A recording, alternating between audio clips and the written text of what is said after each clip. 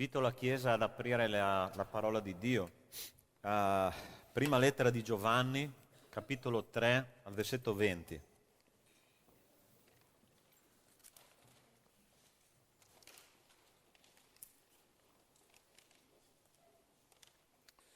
Prima lettera di Giovanni, capitolo 3, versetto 20.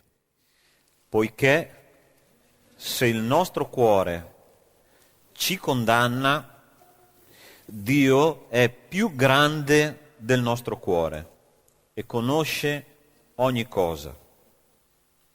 Carissimi, se il nostro cuore non ci condanna, abbiamo fiducia davanti a Dio e qualunque cosa chiediamo la riceviamo da Lui, perché osserviamo i Suoi comandamenti e facciamo ciò che gli è gradito. Da cosa è guidata la nostra vita? Forse la nostra vita è guidata dal nostro lavoro, forse la nostra vita è guidata dai nostri impegni di famiglia, a volte la nostra vita è guidata dal nostro passato, da cose che sono successe, forse anche anni, decenni fa, no? Che noi abbiamo sbagliato, abbiamo violato dei principi morali di Dio e anche abbiamo violato la tranquillità e la dignità delle persone vicino a noi. E quindi comincia a entrare nel cuore dell'uomo una cosa che io penso che sia una delle peggiori malattie psicologiche e relazionali che l'essere umano può sperimentare, che è il senso della colpa. Quando un essere umano vive il senso della colpa ed è guidato da questo senso della colpa, ma non è guidato dal Signore, allora la vita cristiana diventa un inferno. Ma noi abbiamo una soluzione. Abbiamo una soluzione che si chiama Cristo Gesù di Nazareth. Lui ha preso la nostra colpa e l'ha trasferita sulla croce insieme al suo sacrificio, affinché noi potessimo essere guidati dal suo amore e non dalla nostra colpa. Allora, questa mattina l'argomento della predicazione è la colpa nel cuore umano e il grande cuore di Dio. La colpa nel cuore umano e il grande cuore di Dio. Che il Signore possa, attraverso questa parola che Lui ti darà stamattina, essere guidato dal suo amore e non da qualcosa che è sepolto nel passato. Amen? Chiudiamo i nostri occhi e preghiamo che Dio possa parlarci. Signore Dio nostro, in questo momento noi ti preghiamo, Signore, affinché la tua grazia sia rivelata nelle nostre vite. Signore, tu conosci a fondo, come abbiamo cantato, conosci a fondo tutti i dettagli, Signore, da prima che noi nascessimo a quando noi saremo nell'eternità. Tu sai, Signore, quali sono ogni istante della nostra vita è registrato, Signore, nel tuo libro. È registrato, Signore, ogni nostro peccato, è registrato ogni nostra vittoria, e tu guardi questo libro, Signore, e vedi la nostra opera compiuta. Signore, aiutaci questa mattina a far crollare tutte le barriere, Signore, che ci tengono legati a una guida del nostro cuore che non viene da te, Signore, perché la tua grazia, Padre, ci libera da ogni colpa. E che tu possa, Signore, questa mattina salvare delle vite che forse sono state incatenate, Signore, da errori del passato e che hanno, Signore, sofferto anche troppo. Ma, Signore, libera questa mattina, perché la tua parola libera, la tua parola pulisce. Te lo chiediamo nel nome di Gesù. Amen. Quando Dio fa le cose, le fa complete. Quando Dio fa le cose, le fa in grande. Quando Dio fa le cose, le fa per sempre. Quando una persona viene salvata da Cristo, La salvezza non è soltanto per una cosa futura o per una cosa passata che è successa nella nostra vita, ma la salvezza di Dio è integrale, è per la tua anima, per i tuoi sentimenti, per il tuo modo di pensare, per la tua vita di tutti i giorni. Cristo è lì con te ogni giorno della tua vita e Lui vuole salvarti nella tua completezza. Dio non ha lasciato la salvezza per un periodo del passato, quando tu hai fatto entrare Cristo nella tua vita. Dio non lascia che la salvezza sia soltanto un evento futuro, quando noi moriremo saremo nell'eternità con Lui, ma quello che noi dobbiamo vivere oggi è la salvezza delle nostre anime integralmente, e Dio vuole fare un'opera con noi oggi. Quando noi non riusciamo a capire il concetto di salvezza integrale di Cristo, noi sbagliamo grandemente. Sapete cosa noi facciamo? Trasferiamo l'immagine che noi abbiamo di Dio su Dio stesso. Quindi cosa facciamo? Creiamo un Dio a nostra immagine e somiglianza. Quindi noi crediamo che Dio fa le cose parzialmente, Dio fa le cose per un tempo e Dio fa le cose a volte sbagliate. Ma Dio non è così come noi pensiamo. Questo testo biblico ci parla di un cuore che si autocondanna. Se il nostro cuore, dice così, capitolo 3, versetto 20, se il nostro cuore ci condanna. Io penso, fratelli, che la colpa sia un peso morale a volte insopportabile da portare e porta con sé delle conseguenze terribili nella vita dell'essere umano. Io stamattina, proprio nel corso di teologia, studiavamo il fatto che nel Vecchio Testamento tutte le volte che una persona sbagliava, peccava davanti a Dio, doveva portare un agnello davanti al sommo sacerdote. Questo agnello veniva sgozzato e la parola di Dio ci dice che quell'agnello sgozzato, quel sacrificio che veniva fatto, ricordava ogni giorno il fatto che noi pecchiamo appena ci alziamo. Fratelli, è interessante il concetto di peccato che noi abbiamo. Noi abbiamo un concetto di peccato: quello che faccio che non gradisce a Dio è peccato. Fratelli, ci sono peccati di mancanza e peccati di opera, peccati di quello che noi non facciamo è peccato lo stesso. Appena noi apriamo gli occhi noi abbiamo già peccato, perché il nostro primo pensiero è, se non mi sbaglio, specialmente per gli italiani, no? È pensare al caffè, alla brioscina, vero o no? Già li pecchiamo, fratelli, perché la prima cosa che il Signore faceva appena apriva gli occhi, il Signore Gesù, la sua vita era talmente consacrata a Dio. Io mi immagino, entro nella mente di Gesù e dico: Signore, appena tu ti svegliavi pensavi alla salvezza degli esseri umani, appena ti svegliavi pregavi, e forse qualche volta noi all'inizio della nostra conversione abbiamo fatto questo, no? Appena ci svegliavamo c'era quell'amore, quell'entusiasmo, quella voglia di servire il Signore. Appena ci svegliamo: Signore, vado a leggere la tua parola. Oggi mettiamo 10 cose al di sopra di questo, e la prima cosa che noi facciamo alla mattina quando ci svegliamo è colazione, mettere a posto i figli, mettere a posto la casa, riordinare qualcosa, ma la parola di Dio è il nostro ultimo pensiero, e già lì noi abbiamo peccato, fratelli. E tutte le volte che noi ci alziamo è così, e quando il Signore ci dice che noi abbiamo peccato, è veramente noi abbiamo peccato in tutto quello che facciamo, ma anche quello che non facciamo. Ma la parola di Dio ci dice che c'è dentro di noi, nel nostro cuore umano, c'è un'esigenza di giustizia. Sapete che ogni volta che il nostro peccato ci fa morire spiritualmente, qualcun altro deve morire? Lo sapevate questo?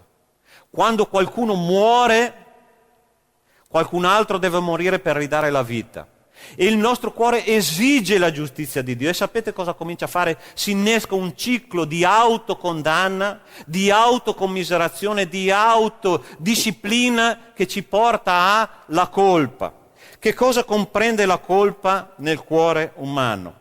L'autocondanna comincia a innescarsi con un errore che la Bibbia chiama peccato, che è occorso nella nostra vita e che ci dà una sofferenza che non possiamo controllare, con un fatto che non possiamo cancellare, con un peso morale che solo noi possiamo portare e che ci porta all'autocondanna e alla colpa. Che cos'è la colpa? La colpa ha a che fare con la patologia del peccato e, umanamente parlando, richiede perfezionismo religioso. Sapete, quando noi abbiamo la nostra vita che è guidata dalla colpa, cosa facciamo? Diventiamo dei perfetti religiosi, diventiamo dei farisei del secolo XXI. Sapete cosa facevano i farisei? Loro sapevano benissimo, quando Gesù cominciava a predicare la parola di Dio, che loro erano salvati per grazia, ma non volevano sottomettersi, non volevano abbandonarsi al fatto che solo Gesù controllava e poteva controllare la loro vita. Loro cosa facevano? Facevano un passo indietro e aumentavano le loro discipline religiose. Gesù ha detto una volta loro, ha detto: voi investigate le scritture per vedere se avete vita eterna, ma non volete venire a me per averla. Fratelli, a volte noi facciamo così, noi siamo fedeli nelle decime, siamo fedeli nella lettura della parola di Dio, siamo fedeli nella preghiera, siamo fedeli nelle frequenze di tutte le attività della Chiesa, ma in realtà la nostra vita non è guidata dalla grazia di Dio, è guidata semplicemente da un senso di colpa che ci dice: mettiti ancora la foglia di fico perché così il Signore vedrà che tu sei una persona a posto. Gente, Dio vede molto al di là di tutto questo. Il Signore non ci vuole delle persone religiose, il Signore ci vuole delle persone arrese alla sua grazia. E quando noi vediamo la croce di Cristo, gente che è lì davanti a noi, che ci parla ogni giorno, il Signore dice: arrenditi, non mi interessa dei tuoi canti, non mi interessa delle tue offerte, non mi interessa che tu del fatto tutti i giorni leggi la parola di Dio, non è questo che io voglio un cuore arreso a me.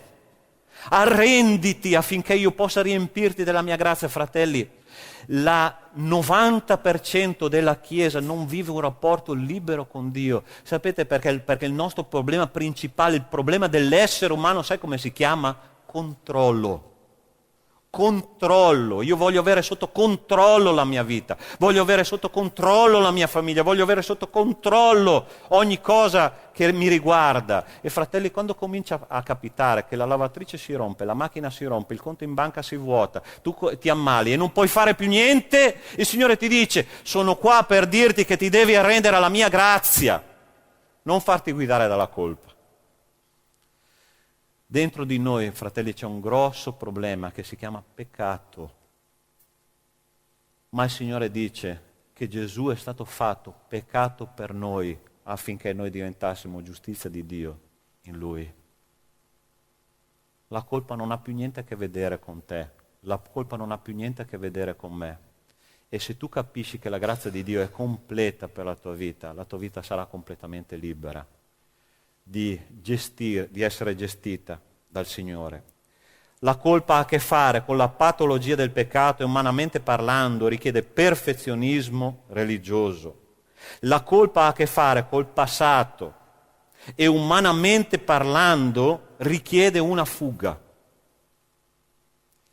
Quando noi pecchiamo, fratelli, la cosa che noi vogliamo fare, sapete qual è? La prima cosa che vogliamo fare è scappare da quello che abbiamo combinato. E c'è un esempio bellissimo, tra virgolette, nella parola di Dio, che è la vita di Giacobbe. Vi ricordate questo ragazzo che ha cominciato a architettare un piano per rubare la primogenitura a suo fratello Esaù? No? E lui ha organizzato una bella minestra, no, per il suo fratello, perché lui conosceva bene i punti deboli di suo fratello. Suo fratello gli piaceva la cucina, probabilmente Esaù era italiano. E lui ha detto: visto che è italiano, io gli preparo una bella pizza, e gli ha preparato una minestra di lenticchie e ha detto: questo è il punto debole di Giacobbe, di Esaù. E quindi gli ha preparato una minestra, Esaù è arrivato dentro tutto accaldato e dice: mamma mia, c'ho una fame che muoio. Pronto, c'è la minestra. E attraverso questa minestra Giacobbe ha rubato la primogenitura, ma appena lui si è accorto che ha fatto un peccato, ha rubato una cosa che aspettava a suo fratello, cosa lui ha fatto? È scappato. E per 20 anni, fratelli, è scappato, è capitato da uno zio che l'ha tormentato per 20 anni, e se tu vai a leggere la relazione della sua vita, alla fine della sua vita, dopo 140 anni, è morto a 147, davanti al faraone ha detto: gli anni della mia vita sono stati pochi e molto travagliati. Quando noi siamo guidati da una colpa, fratelli, noi scappiamo, ma noi non sappiamo dove scappiamo nel paese delle meraviglie. Scappiamo in un posto dove noi saremo tormentati dalle nostre colpe. È una cosa interessante che quando noi abbiamo una colpa in sospeso col Signore, no? la cosa che noi desideriamo. Per tutto il giorno, durante la giornata, noi con le nostre attività cerchiamo di silenziare, no, la nostra colpa. Ma quando arriva notte che tu desideri andare a letto, a dormire, dici: Signore, ecco, ho passato una giornata infernale, ma adesso vado a letto, voglio riposare, escludo il mondo, la luce spenta, silenzio, ed è proprio lì che la tua colpa ti raggiungerà. Hai mai provato questa sensazione? Di notte tu sembri quelle salsicce mantovane che vengono girate da una parte e dall'altra e mai si cuociono, perché la tua coscienza ti tormenta, perché tu sei scappato dal peccato che hai fatto e cerchi di dimenticare quello che hai fatto, ma non puoi cancellarlo, e cerchi la tua soluzione, cerchi di scappare, ma la fuga non risolverà niente. Magari tu sei qua stamattina e tu stai scappando da anni da una cosa che hai combinato in un tempo passato, e quella colpa ti sta tormentando. Il Signore è qua per dirti: non scappare, perché la soluzione sono io. Non scappare, perché io so esattamente. Gente, abbiamo cantato: Signore, tu mi conosci, tu mi investighi, tu sai quando mi alzo, tu sai quando mi corico, tu sai quali sono le mie parole se escono perfino dalla mia bocca, ancora prima che io le pronunci. Tu conosci tutto di me, e quindi vale la pena scappare. Davide ha detto in un suo Salmo 139, ha detto: Signore, io me ne vado di là del mare e tu ci sei. Vado nel buio e tu ci sei. Vado da questa parte e tu ci sei. Sono fregato. Caro mio, sei fregato se tu pensi di scappare dall'obiettivo di Dio. E una volta un fratello mi ha detto una cosa interessante: noi siamo sotto la lente di ingrandimento di Dio.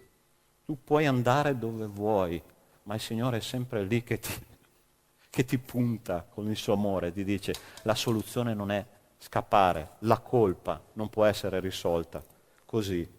La colpa ha a che fare con l'esigenza di giustizia e umanamente ha a che fare con un risarcimento. Tutte le volte che tu sei guidato dalla colpa ti senti come se qualcosa ti mancasse, come qualcosa dovessi ripagare. Hai mai provato questa sensazione? Chi è che si ricorda la parabola dei 10.000 talenti? Questo uomo che va alla presenza di Dio, Dio scopre un debito di 10.000 talenti. Quella persona siamo io e te. Abbiamo 10.000 talenti di debito col Signore, no? E il Signore guarda quest'uomo che si getta per terra: Signore, dammi tempo e ti ripagherò tutto. Dammi tempo e ti riguarderò tutto. Allora un teologo ha fatto un conto: 10.000 talenti valgono 200 anni di lavoro ininterrotto, senza le domeniche di riposo, ok? E non sono abbastanza per pagare i 10.000 talenti. Tu riusciresti a ripagare il debito che tu hai con Dio? Tu riusciresti? Ma tanti di noi sono presi da questo meccanismo psicologico del ripagare Dio di quello che noi abbiamo combinato del passato. Il Signore ha detto: guarda, questi 10.000 talenti io li prendo, li butto via, cancello il debito. Qualche anno fa c'era quel detto, no, lì nel nostro governo: cancella il debito. Dio ha cancellato il debito per le nostre vite. Noi non possiamo essere guidati da un risarcimento che non potremo mai pagare. La colpa ha a che fare con la vergogna e umanamente richiede una maschera. Tutte le volte che noi pecchiamo, se non siamo coscienti di cosa Dio ha fatto per noi per perdonare quel peccato, noi sapete cosa facciamo? Noi mettiamo una bella mascherina e ci travestiamo da persone, da religiosus humanitatis. Siamo una specie rara, no? In via d'estinzione. L'umanità religiosa. Noi entriamo la mattina, e qualche volta lo farò.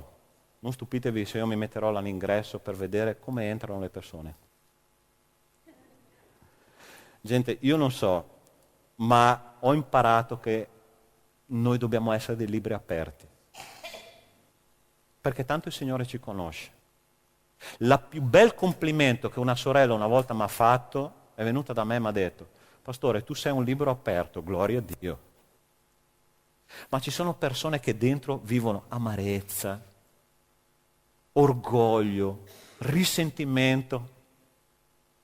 Come va, fratello? Tutto bene.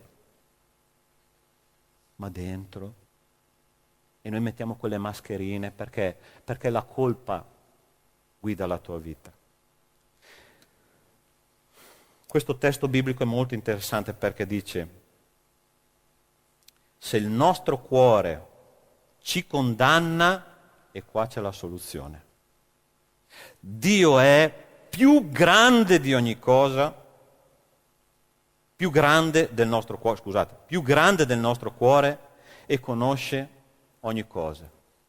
Quando io sono guidato dalla colpa, la grazia di Dio è molto più grande della mia colpa, molto più grande del mio peccato. E se non sbaglio, fratelli, la parola di Dio dice che se anche i nostri peccati fossero rossi come sangue e li portiamo alla presenza di Dio, Dio li renderà bianchi come la neve. Quando Dio pensa a me e quando Dio pensa a te, non pensa alla tua colpa, non pensa al tuo peccato, pensa al perdono.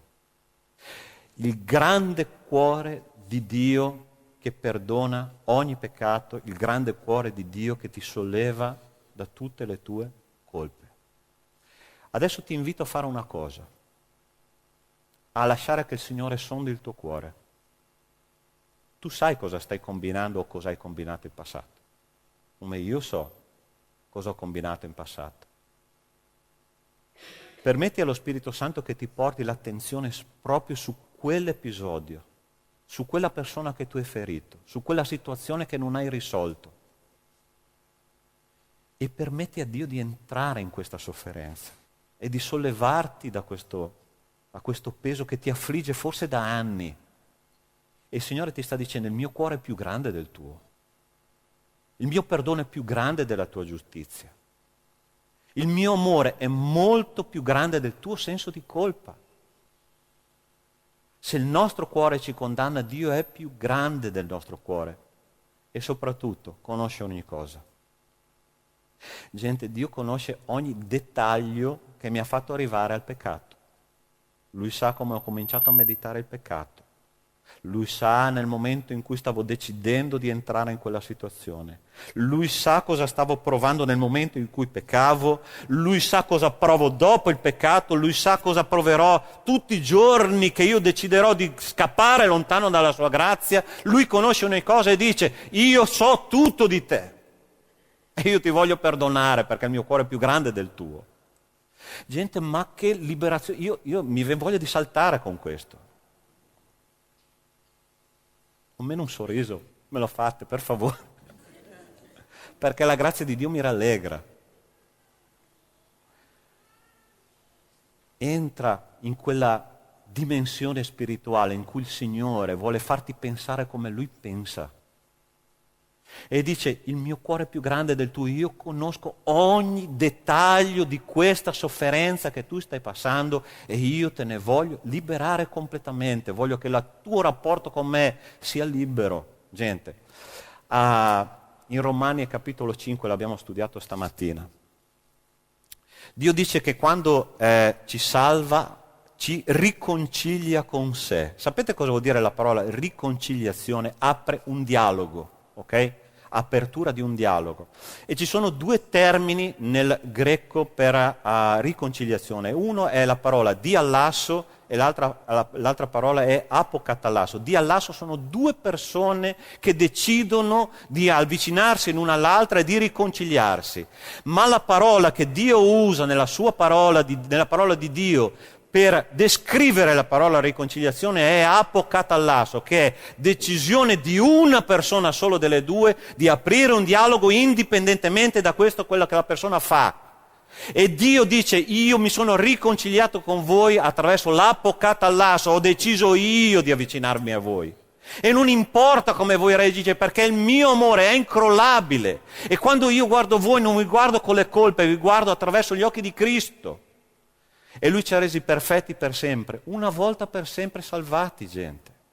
E io divento matto tutte le volte che, biblicamente parlando, qualcuno mi dice che la salvezza si può perdere. Pazzia!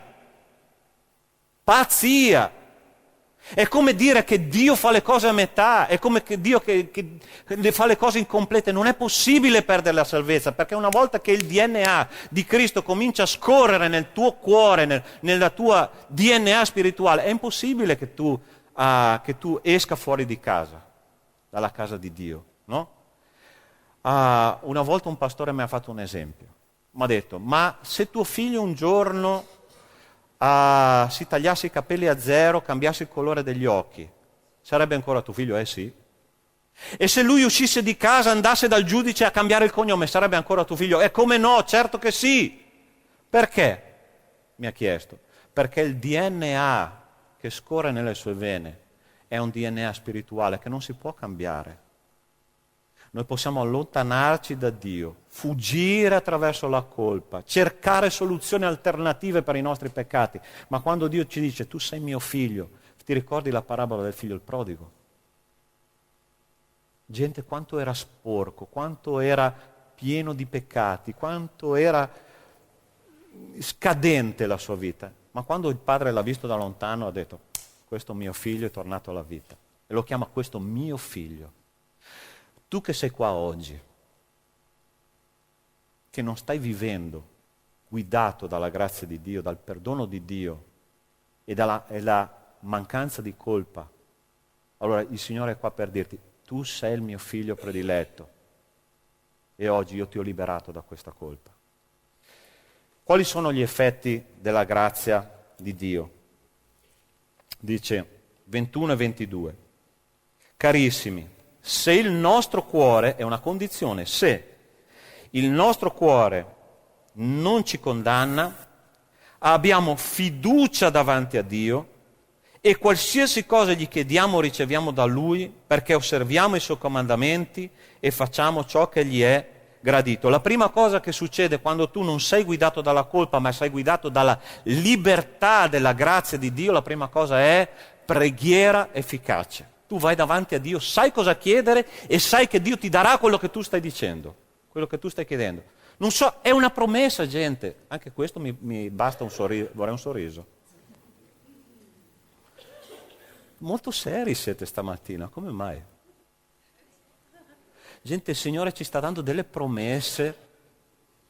La prima promessa è libero dalla colpa, la seconda promessa è una preghiera che ha risposta. Una preghiera con risposta, un dialogo con Dio. Signore, ho bisogno di questo. Pronti. Signore, c'è qualcosa che... Vi racconto una storia incredibile. Un nostro fratello che si chiama Antonio Amico, che gestisce un'associazione cristiana che si chiama La Fionda di Davide, lavorano con i bambini, no? Loro per fede a Roma hanno comprato un terreno di quasi 6.000 metri quadrati per costruire una casa dove organizzare tutto il ministero infantile italiano, okay? Del panorama evangelico italiano. E un giorno questo fratello, che è il presidente di questa associazione, va lì sul campo, e ovviamente il campo era tutto grezzo, tutto piante, erbacee dappertutto, e una cosa che lui ha pensato, ha detto, Signore, ci sarebbe tanto bisogno di un trattore per mettere a posto tutta questa terra, no? È tornato in ufficio, ha squillato il telefono, una persona dall'altra parte dell'Italia, in Sicilia, ha cominciato a parlare in dialetto siciliano, un trattore. Cosa vuole questo qua? Non capisco quello che dice, mette giù. Allora c'era una sorella siciliana nello stesso ufficio, prova a sentire tu cosa vuole questo qua.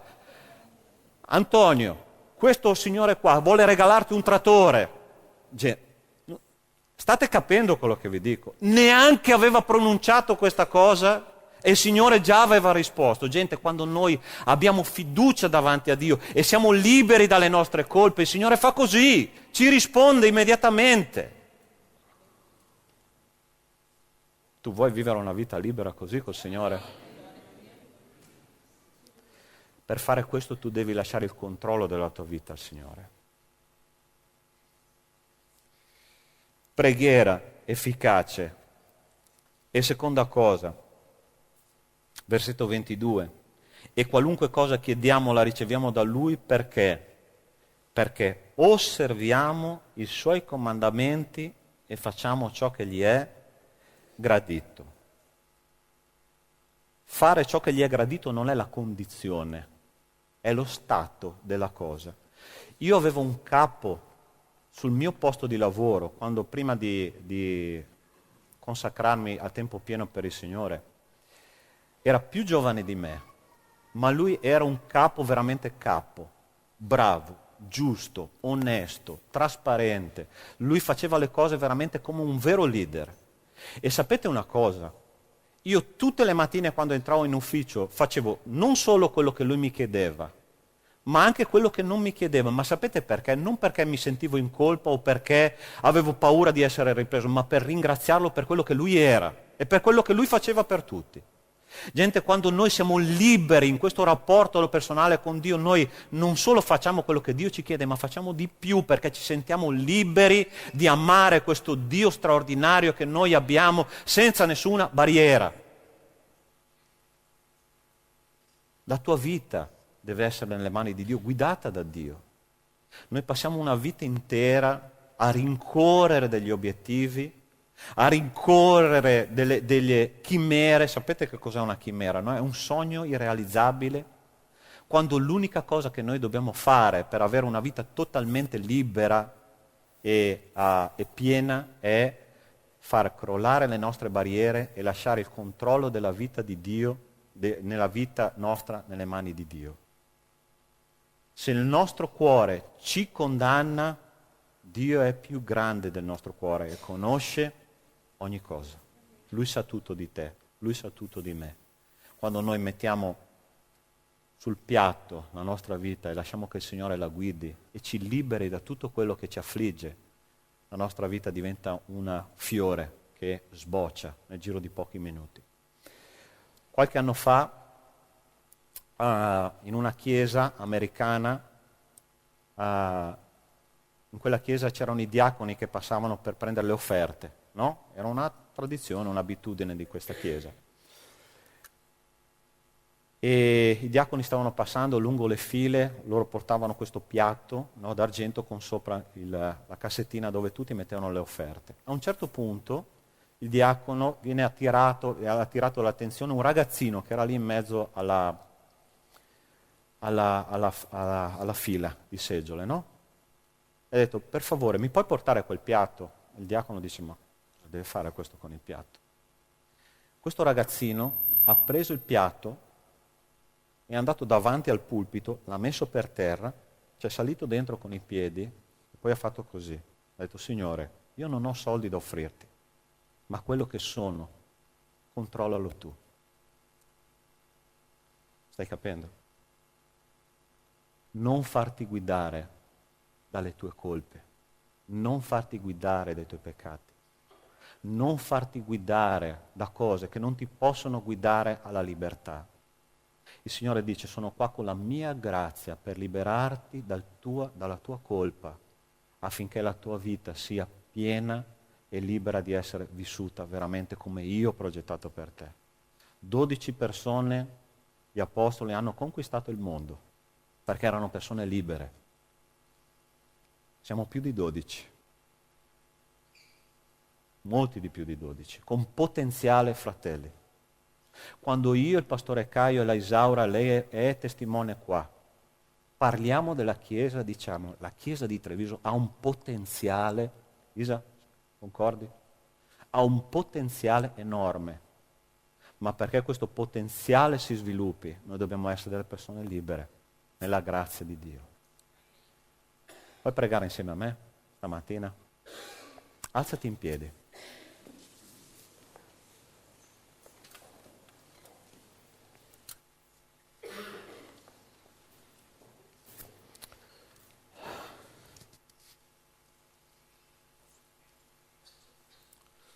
Io voglio fare almeno 3 appelli stamattina. Una roba esagerata. Il primo appello lo faccio per le persone che vogliono una vita completamente liberata dalla colpa. Il Signore ti ha salvato integralmente, peccati passati, presenti e futuri sono stati trasferiti su Cristo e sulla croce.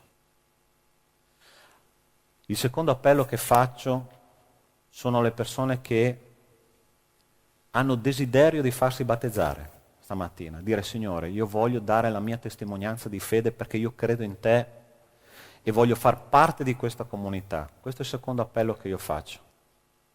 E il terzo appello che io faccio stamattina è persone che sognano di entrare nel ministero, sognano di diventare predicatori della parola di Dio, sognano di diventare dei missionari, sognano di diventare degli uomini che portano la grazia al mondo. Questi sono i 3 appelli che io voglio fare stamattina. Chiudi i tuoi occhi e comincia a pregare con me. Io chiedo già al gruppo di lode di venire qua davanti, per favore. Guarda, quando il Signore mi ha chiamato a predicare la sua parola, avevo un buon lavoro. Buon lavoro. La mia tasca era piena. E quando il Signore mi ha detto lascia tutto, perché io voglio che tu predichi la parola di Dio, le mie gambe hanno tremato. Perché non sapevo dove Dio mi conduceva. Ma ti posso dire una cosa. Mai tornerei indietro. Mai tornerei indietro. Perché Dio mi ha fatto vedere delle meraviglie impagabili. Impagabili. L'unica cosa che io ho pagato è con la totale dipendenza da Lui. Quando tu dipendi dal Signore, il Signore ti porta per sentieri di giustizia, sì, ma il posto finale dove sempre Lui ti vuole portare, come dice il Salmo 23, è verdeggianti pascoli. Un posto dove tu riposi, un posto dove tu mangi erba verde, come pecora di Dio, un posto dove il buon pastore che è il Signore si prende cura di te.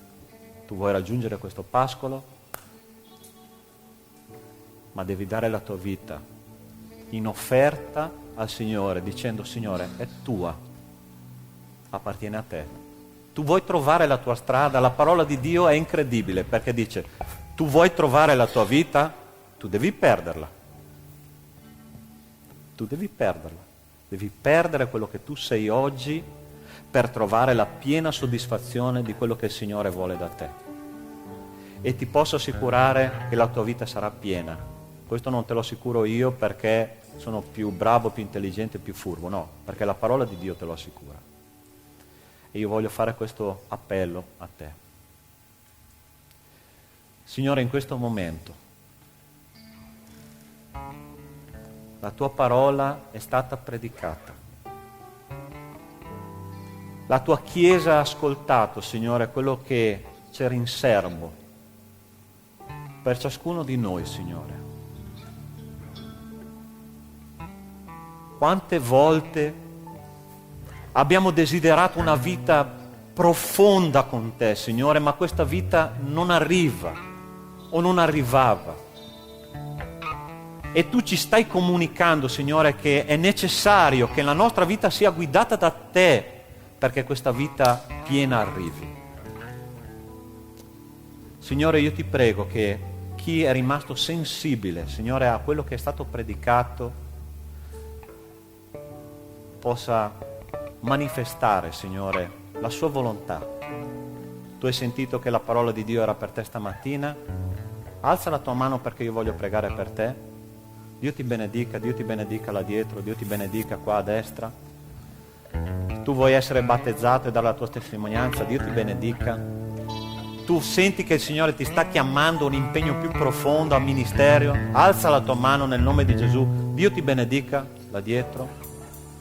Guarda che il Signore ti prende sul serio, Il Signore ti sta prendendo sul serio. Quando Lui dice questo, Lui ti prende per mano e ti fa camminare. anche per la valle dell'ombra della morte a volte, perché tu ti fidi completamente di Lui. E io ti chiedo, tu che hai alzato la tua mano, di venire qua davanti a pregare insieme a me. Vieni nel Signore, non avere vergogna, il Signore è qua con noi.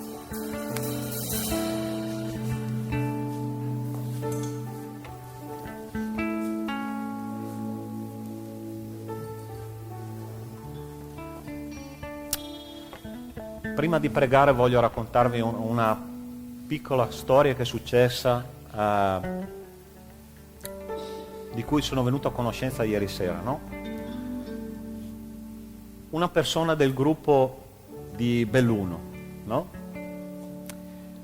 Circa un mese e mezzo fa è venuto da me dopo uno studio e ha detto: Pastore, io non riesco ad amare il Signore, non riesco più a credere nel Signore, la mia famiglia è una famiglia disastrata, non so cosa sta succedendo, ma il mio cuore è chiuso. Sono anni che sono lontano dalla Chiesa e io voglio starmene lontano da questi principi perché mi fanno male. Abbiamo pregato insieme, ok? Ieri sera sono tornato al gruppo di Belluno. Questa persona aveva già il viso trasformato, ma ha detto: Pastore, una persona della mia famiglia mi ha chiamato dal Brasile, ha detto: perdonami per tutto quello che ti ho fatto.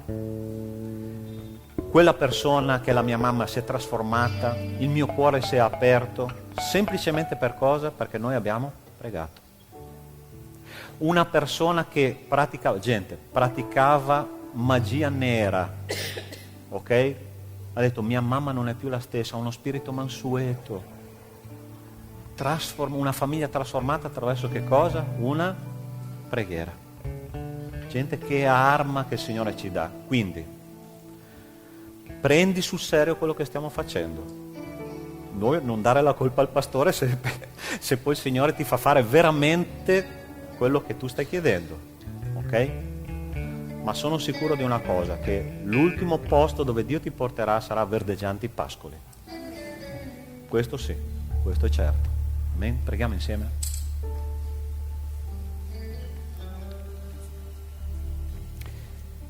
Signore, in questo momento, in questa dolce presenza, Signore, dello Spirito Santo di Dio, ti stiamo chiedendo, Padre, che tu possa realizzare non i nostri piani, ma i tuoi piani nelle nostre vite. Ci sono persone qua davanti, Signore, che stanno chiedendo a te di servirti, di abbandonare se stessi e perdere la propria vita perché la tua vita si manifesti in loro. Signore, ascolta questa preghiera. Tu solo sai a cosa li hai chiamati, forse al battesimo, forse al ministero e forse a soltanto una vita libera, Signore, ma questo è sufficiente perché loro, Signore, possano sperimentare la tua presenza. Ti prego di sigillare, Signore, questo momento con il tuo Spirito e che ogni cosa, Signore, sia portata a termine attraverso la tua grazia. Te lo chiediamo nel nome di Cristo Gesù. Amen.